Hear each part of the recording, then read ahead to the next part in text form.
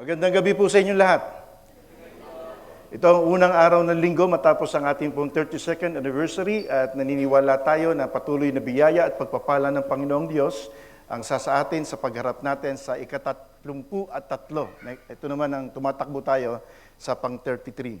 Paalaala lamang po, mayroong nagpaalala sa akin na magko-conduct po tayo ng membership class kasi ang Sunday, mga taga-Sunday worship, available lang daw sila ng Sunday. Kaya hindi nakaka-attend ng Friday class, ng Friday membership class. So ang ginawa po namin, magko-conduct po tayo ng membership class sa starting this coming Sunday, kasabay ng ating worship service. Kinakailangan lang maging maaga tayong dumating sa level 2 sa office ng FCC, room 1. Level 2, room 1. So 7:30 po. Normally, ang membership class ng Filipino Christian Church ay 3 sessions. Pero kapag naging maaga tayo, 2 oras lang, at tayo'y born again na naman, pwedeng maging 1 session lang. So sana po ay grab natin yung opportunity ito. At kapag naging member po tayo, regular member ng FCC, yan, siyempre, pwede ka na mag-minister, pwede ka nang pumasok sa ministry, pwede ka nang maging head, pwede ka nang maging leaders, pwede ka nang magpa-dedicate ng anak mo, nang walang question, pwede ka na magpakasal, kung may mapapangasawa ka. Yung mga ganun, may mga pribilehiyo po bilang miyembro, bilang regular member ng Filipino Christian Church. So sana po ay grab po natin yun pong opportunity ito.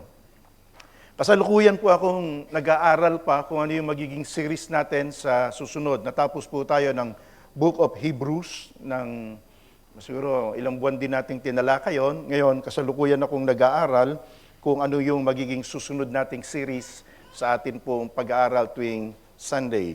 Pero sa kasalukuyan, ang pag-aaralan po muna natin ay the all-surpassing power of God in our life. The all-surpassing power of God in our life. Nakabase sa 2 Corinthians chapter 4, verses 7 to 18.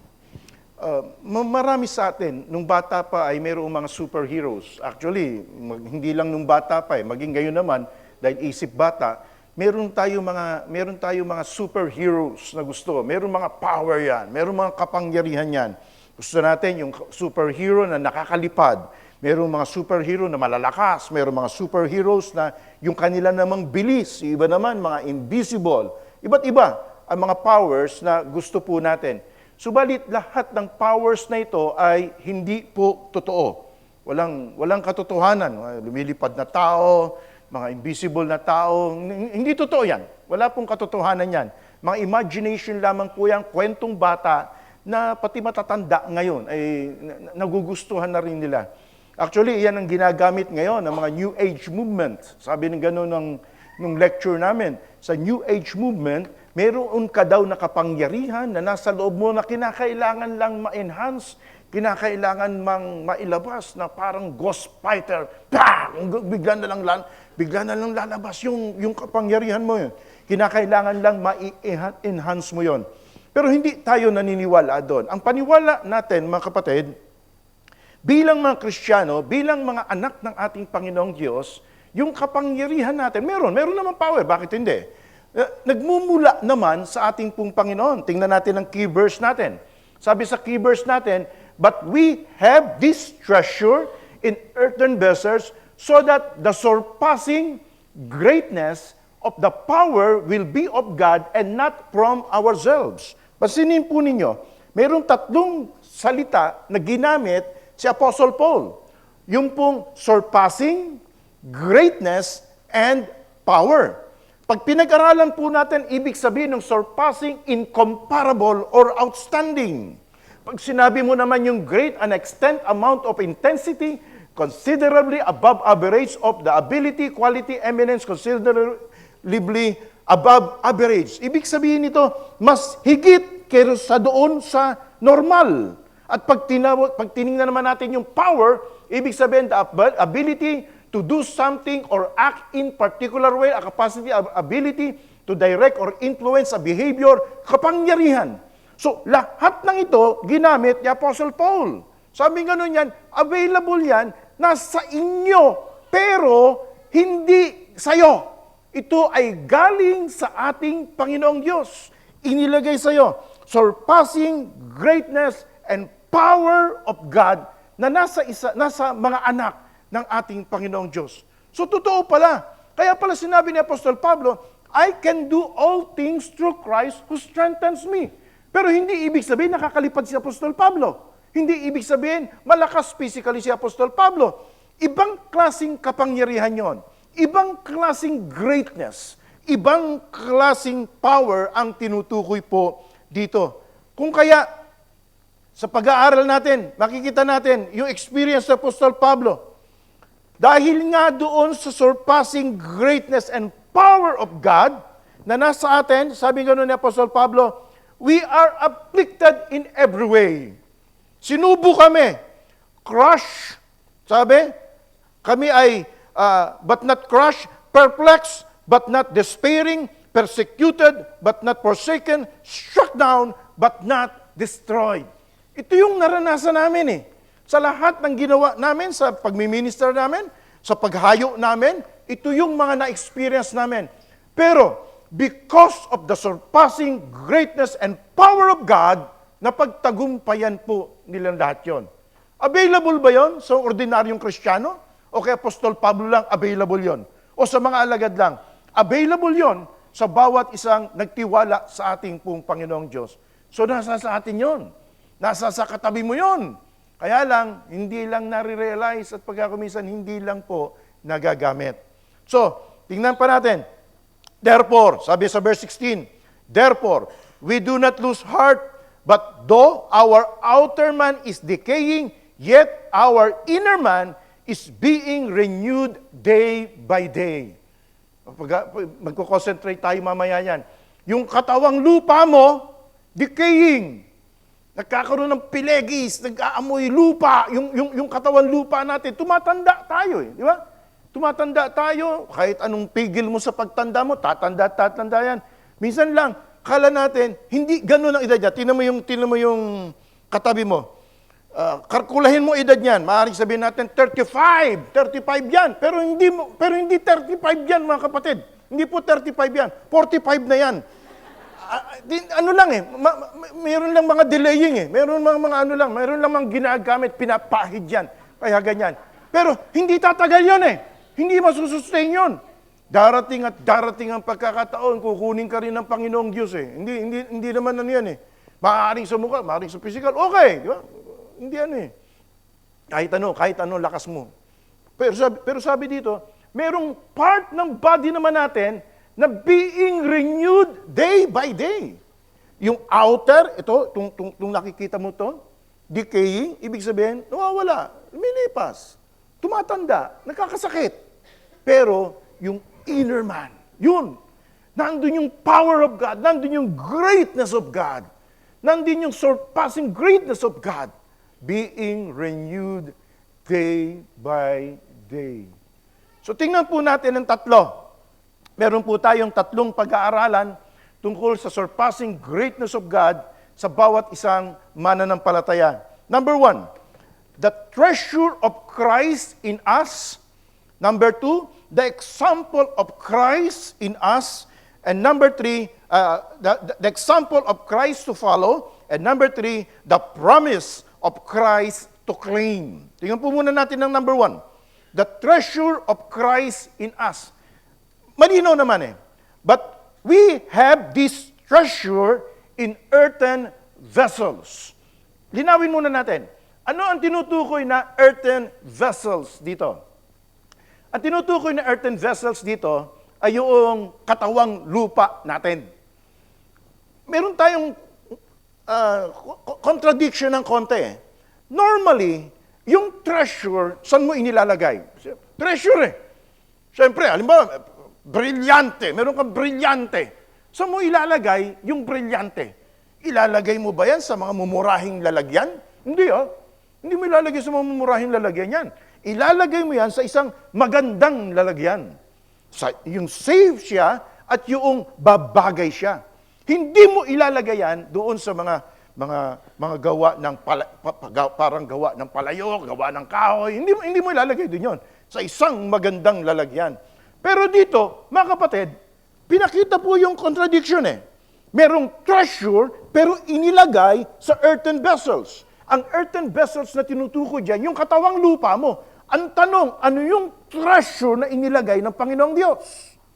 Ano yung treasure na inilagay ng Diyos sa'yo, na ipinagkatiwala sa'yo? Tingnan natin ang background ng story natin. Makikita natin ito sa 2 Corinthians chapter 4, verses 1 to 5. Ito yung sinasabi. Therefore, since we have this ministry, as we receive mercy, we do not lose heart, but we have renounced the things hidden because of shame, not walking in craftiness or adulterating the word of God, but by the manifestation of the truth, commending ourselves to every man's conscience in the sight of God, and even if our gospel is veiled, it is veiled to those who are perishing, but we do not preach ourselves, but Christ Jesus as Lord, and ourselves as your bondservants of Jesus, for Jesus Christ's sake. Makita natin, mga kapatid, para sa akin, ang tinutukoy ni Apostle Paul na treasure na inilagay sa iyo, the message of salvation. The gospel. Yung mabuting balita. Ilang beses niya binanggit. Dito, sabing ganon, meron siya binanggit na ministry. Alam naman natin kung ano yung tinutukoy ng ministry niya. The ministry of preaching the word of God. Pagkatapos meron siyang binanggit dito na not adulterating the word of God. Pagkatapos meron na naman siyang binanggit dito na we do not preach ourselves. So, ang tinutukoy ni Apostle Paul para sa akin, yung ministry ng preaching the word of God or the word of God itself. So, kung yung salita ng Panginoong Diyos, yung gospel, tinanggap natin, sinampalatayanan natin, mga kapatid, yung ginugunita natin ngayon, na si Kristo ay namatay, pagkatapos, para sa ating mga kasalanan, pangatlong araw, nabuhay na maguli sa mga patay. Kung tinanggap mo yon sa puso mo at sinampalatayanan mo yon, nasa atin yung treasure na yon, at yung treasure na yon, yun ang power of God. Yun ang kapangyarihan ng atin pong Panginoon. Patutunayan ko sa inyo. Ito ang sinabi sa verse 16. Pakibasa nga po natin ang verse 16 ng Romans chapter 1, verse 16. Want to ready read?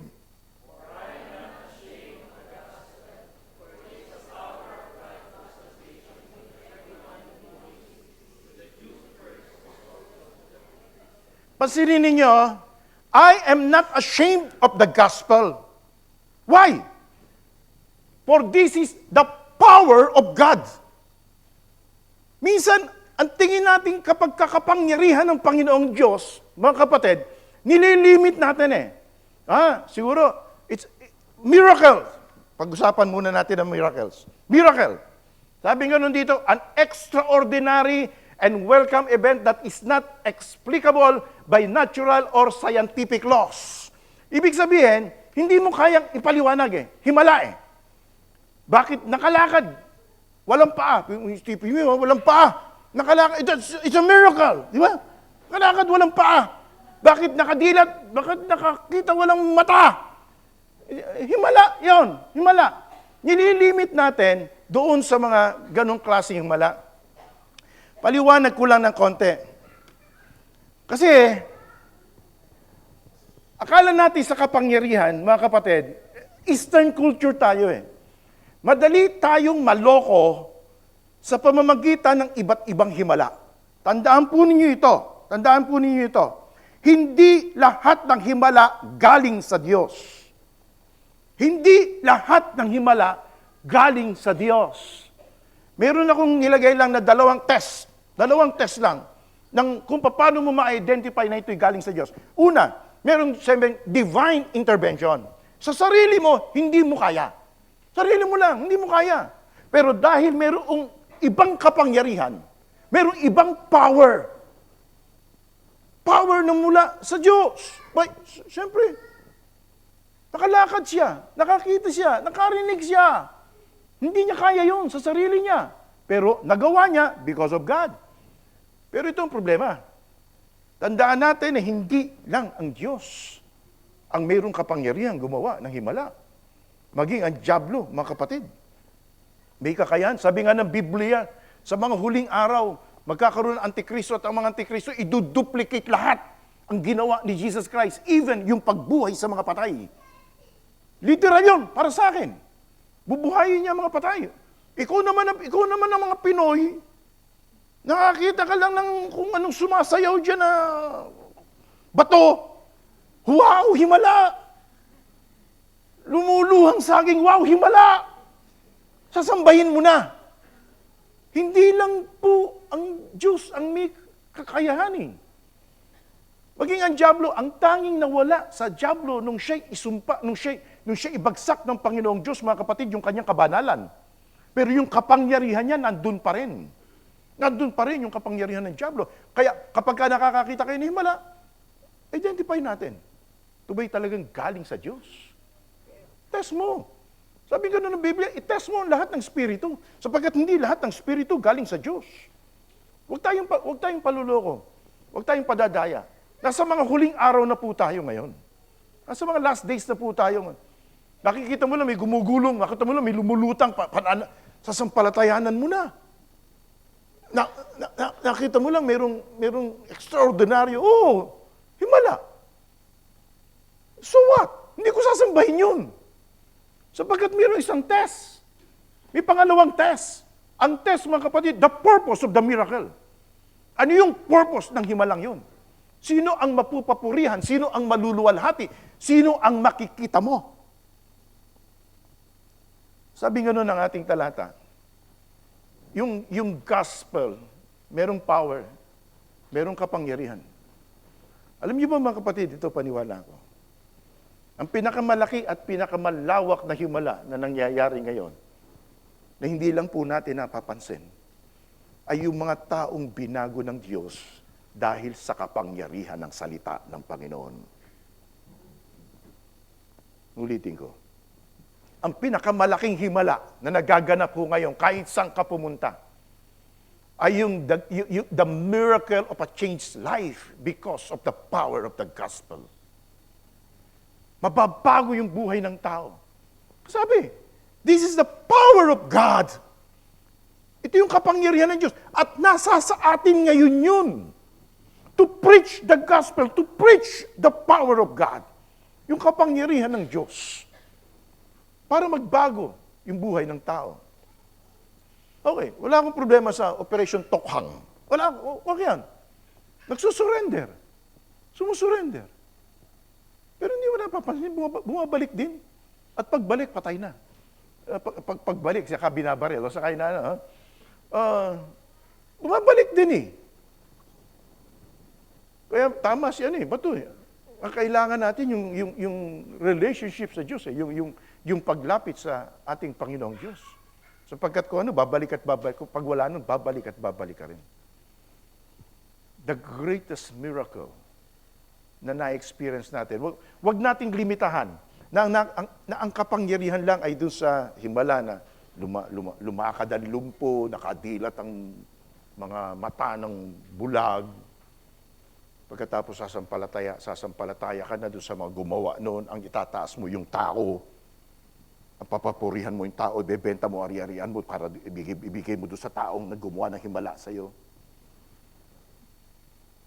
Hindi ganun. Hindi ganun ang pamamalakad ng Diyos.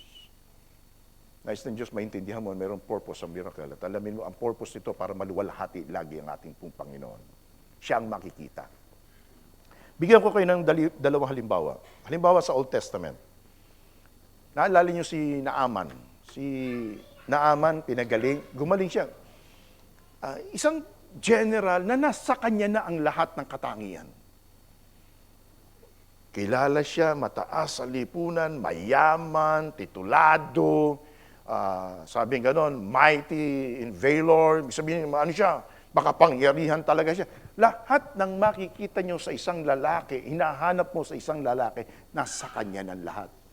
Pero may ketong. Yun si Naaman eh. Yun ang problema sa kanya. Lahat nasa kanya na. Gandang lalaki, lahat nasa kanya na. Pero may ketong. Pinagaling ni Elisha. maligo ka sa Jordan River 7 times, lulubog ka, pagkatapos paglutang mo, ang kutis mo ay parang maging kutis parang bata. Maging kutis parang bata. Kaya bala kong rin maligo dun eh. Baka sakali na maging kutis bata. So, nung gumaling siya, mga kapatid, tingnan niyo nangyari. Sinaaman to, Syrian general, Aram. Ito sabi niya. When he returned to the man of God, si Elisha, with all his company and came and stood before him, he said, Behold, now I know that there is no God in all the earth but in Israel. So, please take my present from your servant now. Binigyan siya ng regalo, hindi man niya tinanggap. Pero ang point ko ay ito. Sinamba niya si Elisha? No. Sino nakilala niya? The God of Israel. Syrian ano to? May sinasamba ng Diyos yan. Pero nung ma-born again, nung makita niya yung kapangyarihan ng Diyos, ang pinapurihan niya yung ating Panginoon. The purpose of the miracle. The power of God. Pangalawa, halimbawa si Zacchaeus. Si Zacchaeus, nakita natin ito, lahat ng bagay din, nasa kanya na. Mayaman, popular, titulado. Kaya lang, pandak. Iba naman ang problema nito. Hindi mo makukuhan lahat ang katangian. Tandaan nyo, si Naaman, lahat ng bagay nasa kanya na, pero may ketong. Si Zacchaeus, lahat ng bagay din nasa kanya na, pero pandak. Ako lang ang almost perfect. Ako lang, almost din, almost. Hindi mo lahat makukuha. Ako almost lang. Si Zacchaeus naman, maborn again, nakakilala sa ating Panginoon. Tingnan niyo ang response niya. Tingnan niyo kung paano siya binago ng Panginoon. Sabi ni Zacchaeus, Zacchaeus stopped and said to the Lord, Behold, Lord, half of my possessions I will give to the poor. Antindi half of my possession I will give to the poor. Sino makakakaya nun? Kaya niyo yun? Kaya ng katabi mo yun? Titiyakin ko, hindi. Hindi kaya ng katabi mo yan. Miski ako mahirap yun, Kalahati ng aking pag-aari, bibigay ko sa mga dukha. Ito pa, I will give to the poor. And if I have defrauded anyone of anything, I will give back 4 times. Kung nakadaya man ako, 4 na beses, isosoli ko. Ay siya, bang klase? Ano yun? Dati, ang pinakamahalaga lang kay Zacchaeus, 3 bagay lang pinakamahalaga kay Zacchaeus. Pera, kwarta, salapi. Yun lang ang pinakamahalaga sa kanya. Pero ngayon, lahat ng yun, ibibigay niya. Why? The power of the gospel. Why? Binago siya ng power of the gospel. Hindi mo sasabihin sa akin, Himalayan? It's a miracle. Himala. Kapangyarihan ng Diyos. At ang point ni Apostol Pablo, mga kapatid, nasa sa atin yun. To preach the gospel.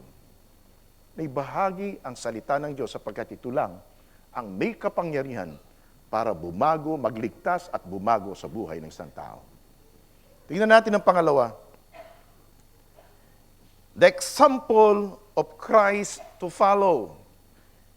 The example of Christ to follow. Hindi lamang yung treasure nasa atin.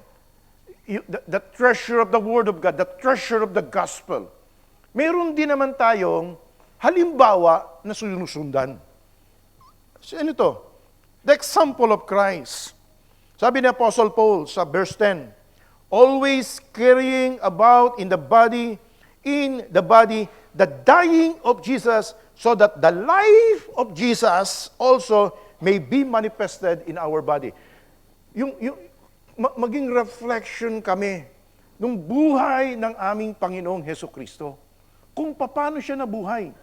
Tandaan natin, mga kapatid, hindi lamang paniwala ko, hindi lamang namatay si Jesus Christ, hindi lamang pumarito para pamatay sa bundok ng Kalbaryo.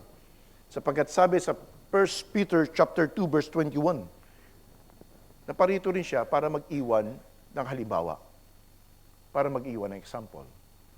Sabi sa 1 Peter chapter 2 verse 21, for you have been called for this purpose, since Christ also suffered for you, okay, nagsuffer siya, leaving you an example for you to follow in His steps. Iniwan niya tayo ng halimbawa. Kaya nga nagsasuffer ka rin dahil sa yung halimbawa ni Jesus Christ. Nagsuffer din siya. So, anong point ko dito? Ang point ko sa pangalawa natin, mga kapatid. Palagi nating tatanungin, ano yung example na iniwan sa atin ng ating Panginoong Jesucristo? Sabi nga, ang Holy Spirit kaya ibinigay para ipaalala para ipaalala yung lahat ng sinabi ng ating pong Panginoong Jesucristo. Iniwanan niya tayo ng example paano magkaroon ng tunay na kagalakan. Kung iisa-isahin ko, dami. Kung paano ka magkaroon ng tunay na kagalakan na umaapaw yung joy sa kabila ng mga problema. Kung paano ka magkakaroon ng kapayapaan. Sabi ng ating Panginoon, huwag kayong mabalisa sa anumang bagay. Yung may damit ka lang, may kakanin ka lang, okay na, sabihin gano'n. Huwag kang mabalisa. Huwag kang mabalisa sa kinabukasan. Mabalisa ka pagka wala kang damit. Huwag kang mabalisa ka kapag hubad ka. Kalaboso ka. Subukan niyo maghubad. Pag hindi ka tumagal na medya ora, huhulihin ka dyan. So, ang point ito Lahat naman ang kailangan natin, hindi naman nagkulang ang Panginoon.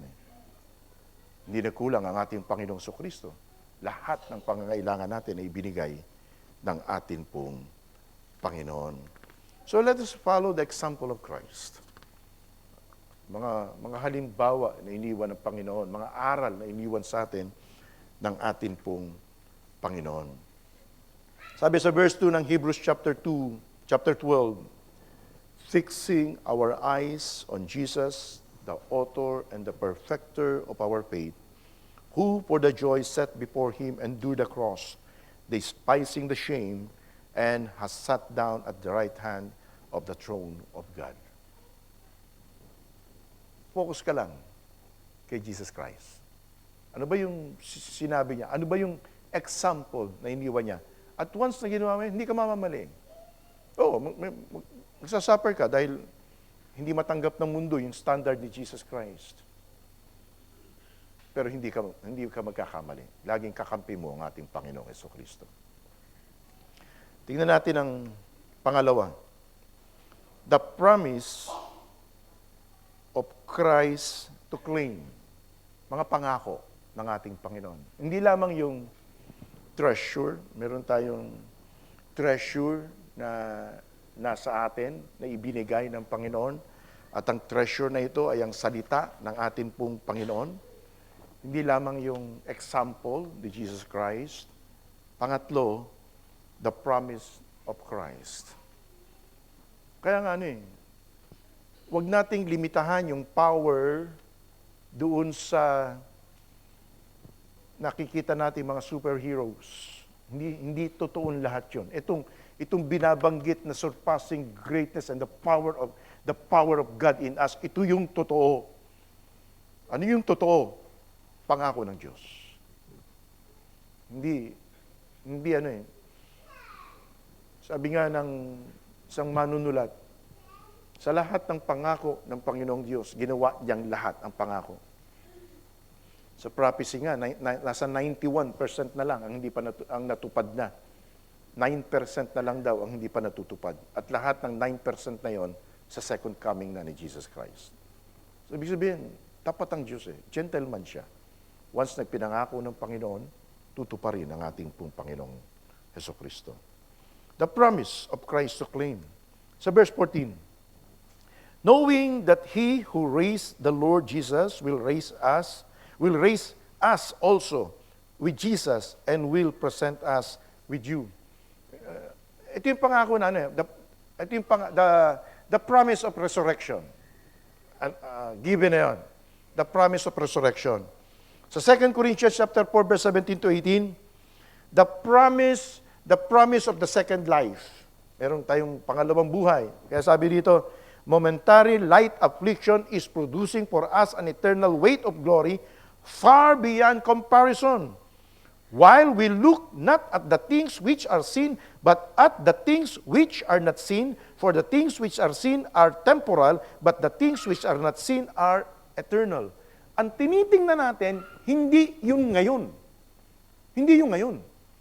Kung hindi, ang tinitingnan natin, yung pangako ng Diyos na mayroong provisions, na mayroong mga pangako sa atin na nag-aantay sa kabilang buhay. Yung una sa verse 14, resurrection.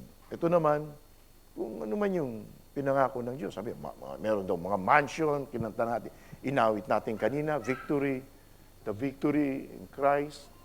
Meron tayong mansion of gold. Ano kaya itsura nun? Meron isa nag-describe, ang lalakaran mo raw, ginto. Ang gate, alam mo ang gate? Ang gate, sabi, pearly gates. Ibig sabihin ng gate na parang perla. Hindi parang gawa sa perlas. Gaano kalaking kabibi yun? Gaano kalaking kabibi? Gawa sa perlas So, gaano kalaking kabibi yun? Isang pinapasyal kami sa Emirates Palace. Pag nandun ka na sa presidential suite na tinatawag nila, alam niyo ba yung bathtub dun? Ang bathtub, mga kapatid, pearl. Pag tinignan mo, hindi talaga ceramic. Pag tinignan mo tinignan mo kung may mga hikaw na perla siya. Ganun. Niisip ko, paano ginawa ito? Kano kalaking kabibi ito? Isang bathtub, perlas, hindi po ceramic.